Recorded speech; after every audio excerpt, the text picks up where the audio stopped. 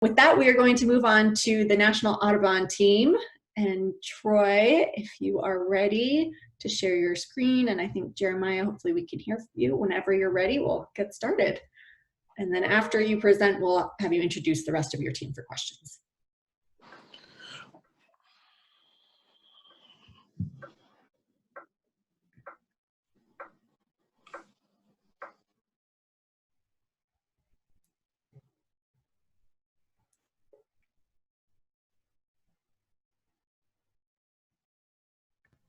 You seeing it? Yep. Okay. There we go. It's not quite in slideshow mode yet. Presentation.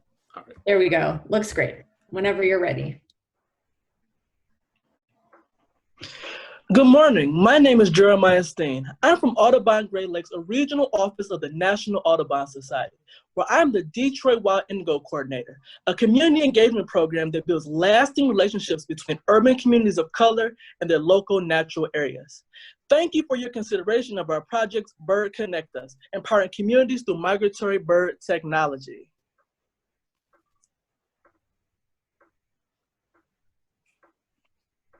Urban natural areas provide sanctuary for migrating birds and wildlife and improve community health and wellness. Communities in our region need more of both of these, yet solutions to connect the two remain unexplored. Audubon Great Lakes, in partnership with the Midwest Migration Network, seeks to use new wildlife monitoring technology to connect communities of color to local nature and build relationships between residents and conservation scientists to advocate for urban green spaces. Nearly 200 species of birds migrate across the Great Lakes, as illustrated by the blue cluster of dots. During their migration, these birds rely on stopover habitat close to water for refuge, which is rapidly decreasing due to urban and architectural sprawl.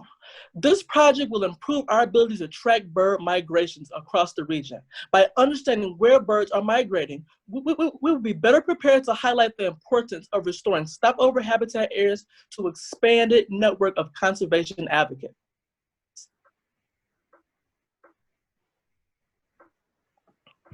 Habitat among urban areas in the Great Lakes region has dramatic consequences for both the wildlife and people who reside in these communities, particularly among communities of color. Stated simply, we need better urban green spaces. We are looking to develop sustained community engagement in two cities, Milwaukee, Wisconsin on the west, and Detroit, Michigan on the east. Both cities lie on important bird migration pathways near bodies of water and are representative of the diversity of our region as well as some of the social challenges we face. Our work will be twofold. We will work to increase tracking capacity around these migratory corridor hotspots and provide educational programming to engage new audiences. In addition, we will broaden public support of urban nature by working closely with the growing numbers of residents in Detroit and Milwaukee who want to improve the quality of their natural environment. Through our Wild Indigo Nature Exploration Program, we introduce urban residents to nature in local parks and forest preserves through play, restoration work, and environmental education. Over the past 6 years, we have engaged more than 7,000 individuals, work that will lead to a more diverse generation of urban naturalists, habitat restoration volunteers, and conservation advocates. The COVID pandemic has brought to light a wide spread of social inequities, including disparities in health outcomes for communities of color. Connecting these communities to green spaces to foster healthy, sustainable communities has never been more important. In each community, we will provide the experience to set kids we work with down the path to become better environmental leaders. For example, in Detroit, we just had our first Wild Indigo internship, which engaged 10 youth in research, restoration, community engagement, and take action. We will listen to the community's needs and tailor programming to provide solutions to specific challenges within each community. In Detroit, our focus will be on STEM education and enhancing local green spaces. In Milwaukee, our focus will be on connecting residents to nature to support community mental health and heal traumas. These communities need beautiful green spaces to get away from stress and a safe space to thrive. The MODIS Wildlife Tracking System is a collaborative research network that uses automated radio technology to track migratory wildlife.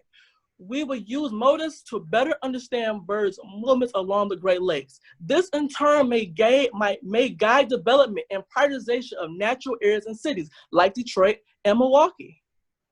Researchers will fit small, lightweight radio transmitters on birds to gain valuable insight into bird behavior, including where birds go, how fast they transit between points, and how long they stay in an area. This will be the first project to provide educational programming to community members while enhancing the scientific learning using MODIS technology. To generate support for quality urban natural areas, we will build a coalition of community advocates and scientists. The project team will use technology to establish automated wildlife tracking stations to monitor environmental health. These wildlife tracking stations will serve as the focal points for a series of community events and activities to raise awareness of the value of natural green spaces in Detroit and Milwaukee. We will involve participants at every stage, and early events will focus on collecting the data, developing recommendations, and preparing the residents to be advocates who carry the message forward. We want to make these experiences the seeds for sustained advocacy for urban nature. We will also offer a series of community presentations sharing research findings and using wildlife tracking data to inform the development of green urban spaces. We are creating an army of conservation advocates. These kids will one day have my job. Through this project, we will build multiple levels of connectivity. The MODIS technology will provide connections to research studies throughout the Western Hemisphere. We anticipate that birds tagged by projects taking place anywhere from South America to Canada will pass through our communities, allowing us to make connections with a wide breadth of states and countries. Within urban areas, we will build new connections between conservation scientists seeking improved wildlife habitat and wellness that can converge in mutually beneficial ways. And we already have proven results through our Wild Indigo program. Lastly, this project will connect families to nature through creative outdoor educational activities, which will fill critical development needs during our current crisis while enhancing the experience of an influx of visitors to natural areas. With the help of this funding, this project will build support for urban conservation solutions that benefit wildlife and people. And our outcome is better green spaces. Thank you for your time and consideration of this project. Please let us know if you have any questions. Thank you. Thank you so much, Jeremiah. And Troy, unmute everybody. Let's show them some support. All right, bravo. Wonderful. Another amazing team and project. Really can't say that enough. Troy and Jeremiah, do you want to introduce some of your other team members, and then we can take questions from the judges? Absolutely. That's what you created. So I'll introduce, we have a pretty big team, but I'll introduce a few folks who will help us pitch in and answer some questions. One, I want to introduce Stuart McKenzie from Birds Canada. Stu, if you just want to say hey. Yeah, sorry, mute. Hi, everybody. Jen Phillips Vanderberg from Western Great Lakes Bird and Bat Observatory, just north of Milwaukee.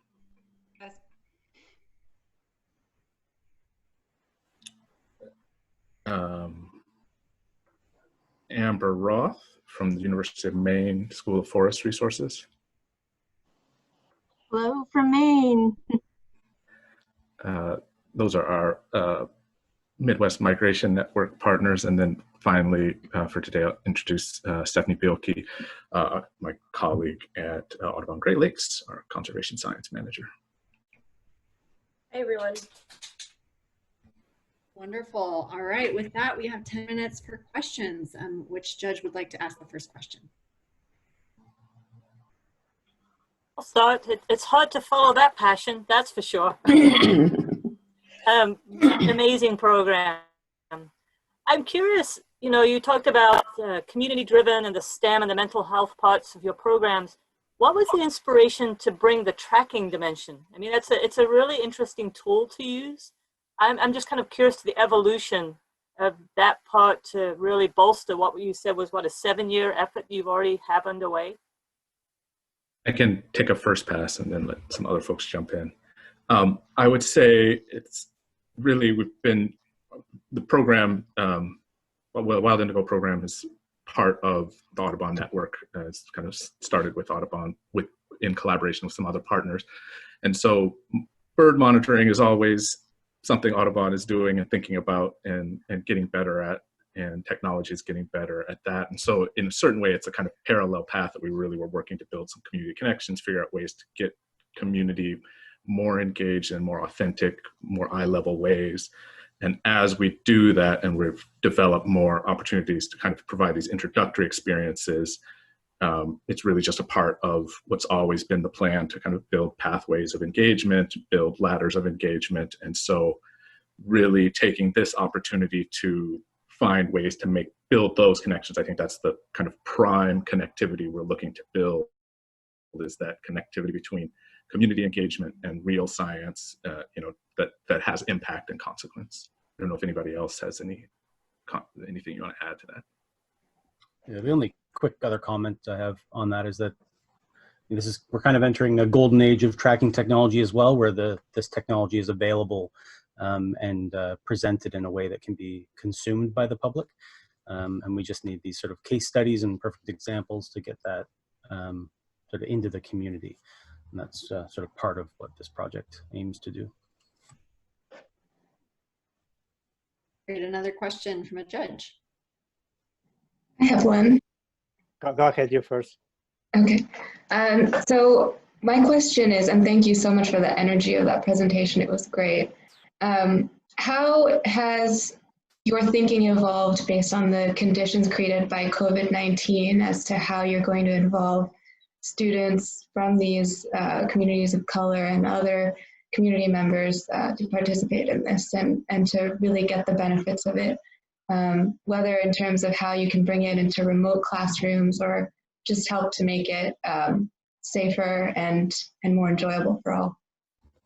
That is a phenomenal question. I'm so glad you asked, because we have conversations about this all the time here in Detroit, and I know in Milwaukee. There is a need for quality educational programs in every city, because of the coronavirus, because now class has moved to virtual. So now kids are, or they have that students go to class for one period of time, then they're at home for another period. Then there's a big gap of time where they're not being engaged in the educational format. So what we have here in Detroit and in Milwaukee and a few of my other colleagues, we have a network of educators, community activists, and program managers and land managers who actually come together and create these programs. So like this program here, if we do get the opportunity to do this program, this will just help us broaden that network and ability to reach those youth during this time. But yeah, absolutely. We have, there is a heightened need for quality educational programs. And this is the best way that we're going to be able to engage them. I would just add to that, and thank you, Jeremiah.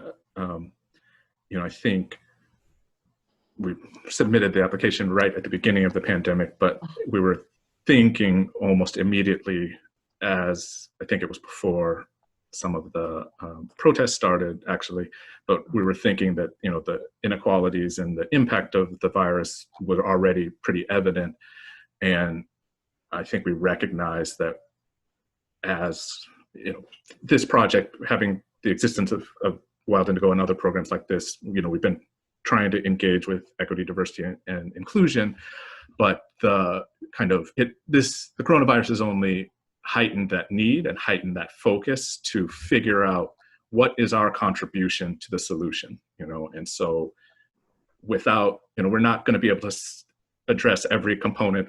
Obviously there's lots of issues happening that we see every day on the news, but we know through our conservation and science work how to engage land managers and partners on the ground to use birds as indicators to improve quality of habitats, improve quality of green spaces.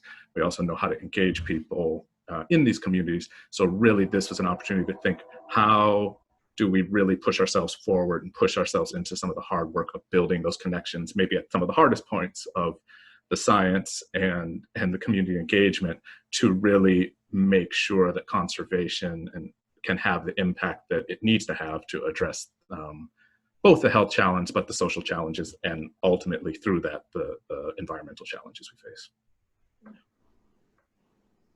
Wonderful. Francisco. Yes, thank you. Thank you. So you mentioned that you have involved about 7,000, I think, I don't know if students or citizens. So how many more are you planning to engage? I don't know, is it per year or and then how are you planning to measure the success of the project? What will be some of the indicators of success? Absolutely. So with the Wild Indigo program, our goal is to build long-lasting relationships in our communities. So some of the groups that you'll see in one program are going to be in our other program. Like I just had an internship during the coronavirus. We actually had it on Belle Isle, and so I had a field trip 4 months before the coronavirus, and a few of those students from that field trip actually were a part of our internship. So this is just a part, in a broader sense of it. We're just moving, or we just keep engaging the same groups, and then we just keep adding going. Like I have an email listing of now 800. In the beginning, I only had 2. So we're really engaging people as we go along. It's almost like a snowball effect, because we're trying to create a pipeline, or for you to get involved in conservation programs, and then also careers. That's why we have that mentorship piece that we're hoping to fulfill with this opportunity. And just to provide some numbers on top of that, we tend to have at least monthly activities. And as Jeremiah talks about, when we have special programs and teen engagement programs, we tend to have more than that. And on average, we get 30 people per event. We end up getting a healthy amount of people, but we focus on making sure we have quality experiences for everybody over necessarily having hundreds and thousands of people coming through. But so in a year, anywhere from 700 to 1,000 people, say in Detroit or Milwaukee, or more sometimes, but as a rough estimate. But for this program, so yeah, we could have monthly activities at the minimum, so 12 each year. And really focus on building at least 20 teen citizen scientists engaged between the 2 cities. And then in terms of further metrics, we plan to set up an additional MODIS receiving station in Milwaukee area, and through that collect 12 to 24 months of telemetric data to share and engage our communities with, and then finally have at least 10 public presentations throughout, but maybe towards the end, that are really sharing and working to engage folks in the work. So those are our kind of clear, number metrics, but as Jeremiah said, the bigger picture is really building those relationships with community partners and with community advocates to impact things going forward. Stu, Stephanie, anybody, do you have anything to add in terms of numbers? I'd like to add something to that, Troy. So I think another important long-term outcome of this is Detroit and Milwaukee are models that can be adopted by other urban areas around the region and around the country. I mean, there are many cities that are grappling with these same issues. So these we hope, will demonstrate the possibilities of what can be done elsewhere, and that others can adapt and learn from these examples. So I think the long-term outcome is tremendous in terms of what other communities can learn. Thank you. Wonderful. Well, with that, we're actually out of time for questions. So I want to thank the Audubon team again, all your great work. 3 wonderful presentations. I am glad I am not a judge, but I'm grateful to our judges because it's going to be a very difficult decision.